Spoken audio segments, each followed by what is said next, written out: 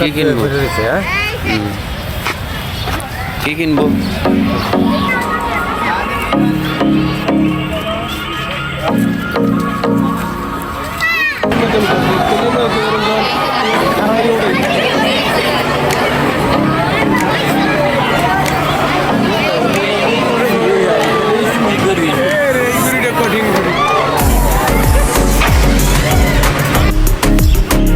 দাঁড়াও দাঁড়াও, একটা ছবি তুলি।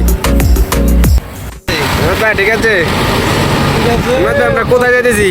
আমরা এখন 10 নম্বর মিরপুর, সেখান থেকে চলে যাচ্ছি বাংলাদেশ মিলিটারি মিউজিয়ামে।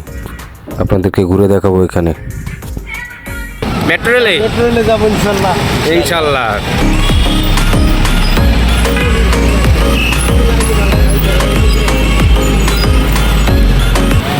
মিরপুর 1 থেকে এইমাত্র রওনা দিলাম রিক্সা করে নিয়ে। তারপর 10 নম্বর থেকে মেট্রো রেল উঠবো, আগারগা তালতলা। গাড়ি আমাদের আরিফ ভাই আছে, আমাদের হিমায়ত ভাই আছে।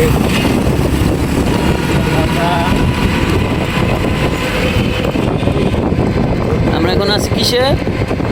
আমাদের জাতীয় ট্রাক অটো রিক্সা।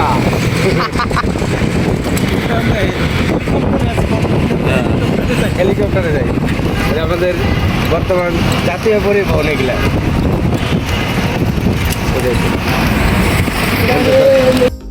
দর্শক, এই মুহূর্তে আমরা উপস্থিত আছি ঢাকা আগারগাঁ মিলিটারি মিউজিয়ামে।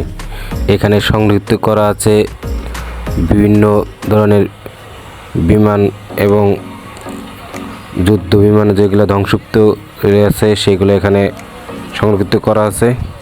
এগুলো আপনাদের আজকে ঘুরে ঘুরে দেখাবো এবং আমরাও দেখব। এইখানে সংরক্ষিত করা আছে যা দ্বিতীয় বিশ্বযুদ্ধের কিছু বিমান এবং বাংলাদেশ এয়ারফোর্সের কিছু বিমান, যুদ্ধ বিমান এবং ইন্ডিয়ান এয়ারফোর্সের কিছু যুদ্ধ বিমান। এগুলো আসলে মানুষের ইমপ্রেস করার জন্য এবং দর্শনার্থীদের দেখানোর জন্যই এখানে রাখা হয়েছে এবং জাদুঘর হিসেবে রক্ষা করা হয়েছে এখানে।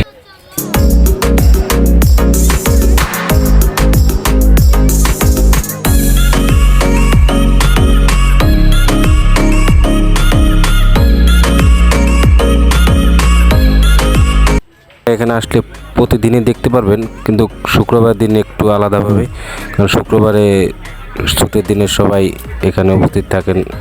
ফ্যামিলি নিয়ে কেউ ঘুরতে আসে, বন্ধুবান্ধব নিয়ে ঘুরতে আসে, এখানে দেখে সব কিছু।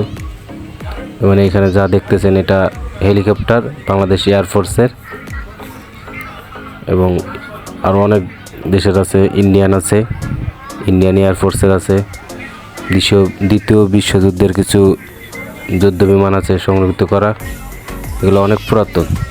এগুলো মিলিটারি মিউজিয়ামে রাখার একটাই উদ্দেশ্য, মানুষদের, দর্শনার্থীদের দেখানোর জন্য যে পূর্বে কী কী ব্যবহৃত হতো যুদ্ধে এবং বাংলাদেশ এয়ারফোর্সে কী ব্যবহার করতো। এগুলো সব কিছুই অনেক পুরাতন।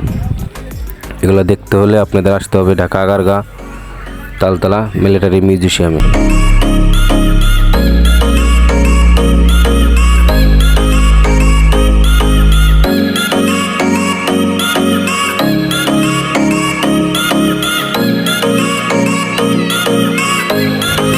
যেগুলো দেখতেছেন এগুলো রকেট এবং বোম, কত পুরাতন এখানে সংরক্ষিত করে রেখেছে। অদ্ভুত এক জিনিস, আসলে এত পুরাতনভাবে জিনিস এগুলা এখনও যে রাখা যায় সংরক্ষিত করে, আশ্চর্য বিষয়। বন্ধুরা, এই ধরনের ভিডিও পেতে চাইলে অবশ্যই আমার চ্যানেলটা ফলো করবেন এবং ইউটিউব চ্যানেলটা সাবস্ক্রাইব করবেন। ধন্যবাদ সবাইকে। আসসালামু আলাইকুম, ভালো থাকবেন।